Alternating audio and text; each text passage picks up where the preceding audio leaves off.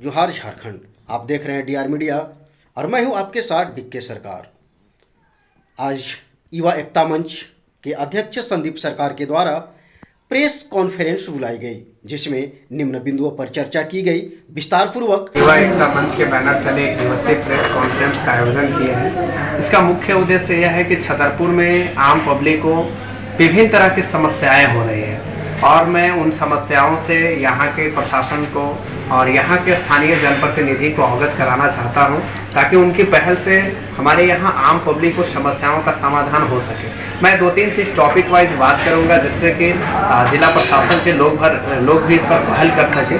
सबसे पहले मेरी जो बिंदु रहेगी वह रहेगी स्वास्थ्य के मुद्दे को लेकर। आप लोग जानते हैं कि छतरपुर में अनुमंडलीय अस्पताल है, लेकिन फिर भी यहाँ के आम पब्लिक को बेहतर इलाज के लिए जिला मुख्यालय में छतरपुर से 45 किलोमीटर दूर जानी पड़ती है। इसका मुख्य कारण यह है कि अनुमंडलीय हॉस्पिटल बना तो दिया गया है, लेकिन उसमें तमाम व्यवस्थाएं नहीं है। मैं बताना चाहूँगा, यहाँ डिजिटल एक्सरे की मशीन उपलब्ध नहीं है, यहाँ ब्लड बैंक की व्यवस्था नहीं है, यहाँ ICTC केंद्र नहीं है, यहाँ ऑर्थो, न्यूरो, प्रसूति रोग विशेषज्ञ स्पेशलिस्ट डॉक्टर्स नहीं है। अब विभिन्न तरह की जब व्यवस्थाएं यहाँ नहीं है तो आम पब्लिक को आखिर इलाज होगी कैसे? अब इसका ये नुकसान होती है कि आम लोगों को यदि कभी भी नाइट में, डे में किसी भी तरह का विभिन्न छोटी मोटी बीमारी भी होती है, उन्हें इलाज के लिए डाल्टनगंज जाना पड़ता है। तो मैं चाहूँगा, सिविल सर्जन से भी मेरी इस बिंदु पे बात हुई थी।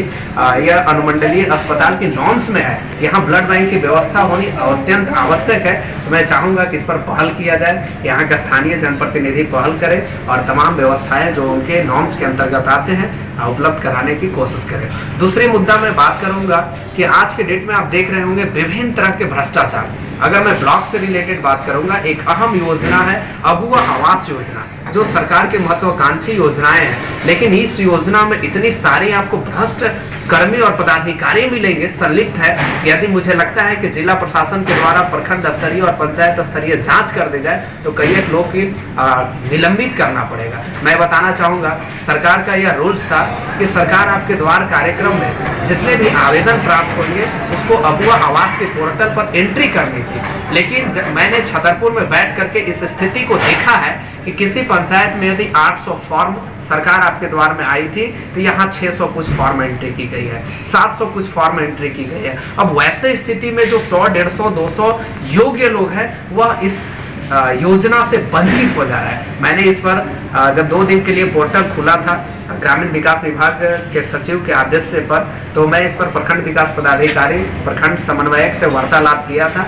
उसके बावजूद भी आज यह गति है कि योग्य लोग अबुआ आवास योजना का लाभ लेने से वंचित है।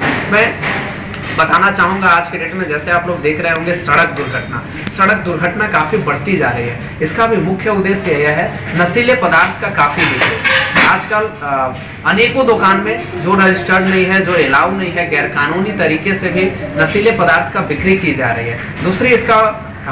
दूसरी इसका कारण यह है कि आप देखिएगा स्पीड पर नियंत्रण नहीं है। जो मालवाहक गाड़ियां हैं, जो ट्रक है, उनका स्पीड जब हाईवे पे जाते हैं तो 100 चलते हैं, 120 चलते हैं। आखिर उसका नियंत्रण करेगा कौन? मैं पलामू प्रशासन से इस पर सवाल खड़ा करता हूं कि आपको जगह जगह पर CCTV कैमरे अपने प्रशासन के लोगों को भेज करके इस पर नियंत्रित करवाने की आवश्यकता है। यदि मालवाहक गाड़ियां कंट्रोल हो जाए, स्पीड पे नियंत्रण हो जाए, तो प्रत्येक 3 से 5 किलोमीटर के अंतराल पे कहीं कहीं CCTV कैमरा लगा करके और उसकी निगरानी की जाए, और तो मुझे लगता है कि बहुत जल्द दुर्घटना को हम लोग छतरपुर में रोक पाएंगे। अगर पलामू में सबसे ज्यादा कहीं दुर्घटना होती है तो हमारे छतरपुर क्षेत्र में होती है। मैं बताना चाहूँगा, बहुत ही अफसोस की बात है कि छतरपुर विधानसभा के विभिन्न क्षेत्रों में हमने भ्रमण किया।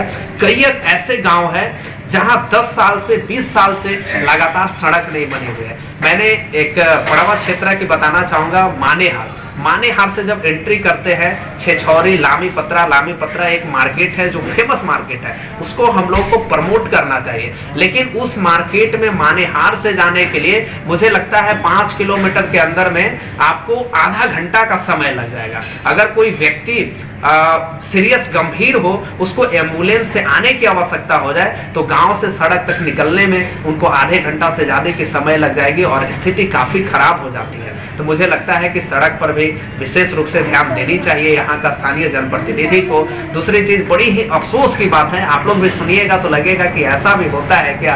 अफसोस की बात है, यहाँ का जनप्रतिनिधि एसी बहुल्य है और एसी कौम से हमेशा होते हैं, लेकिन एक गांव है काला पहाड़ की जिसको छुछिया का बगल का टोला है, वहाँ भुइयां समाज के लोग बिलोंग करते हैं, ऐसे समुदाय के लोग हैं। अफसोस की बात यह है कि वहाँ पीने के लिए पानी न तो कुआं है न तो कल है, लोग विवश है, आज भी जाकर के नदी का पानी उठा करके पीते हैं। गर्मी का दिनों में पानी के लिए त्राहिमाम हो जाती है, 2 किलोमीटर दूर लोग जाते हैं, लाइन लगाते हैं और उसके बाद उसी गड्ढा से पानी को निकाल करके पीते हैं। मैं तमाम मुद्दों पर ध्यान आकृष्ट कराना चाहूंगा यहाँ के स्थानीय जनप्रतिनिधि को, प्रशासन के लोग को, कि आप लोगों को इन बिंदु पर पहल करनी चाहिए। और मैं साथ ही छतरपुर को जनता को अपील करूंगा कि आप लोगों भी इस तरह के विभिन्न मुद्दा को, इस तरह के समस्याओं को अपना जनप्रतिनिधि के साथ साझा करें ताकि आपकी समस्या को समाधान हो सके।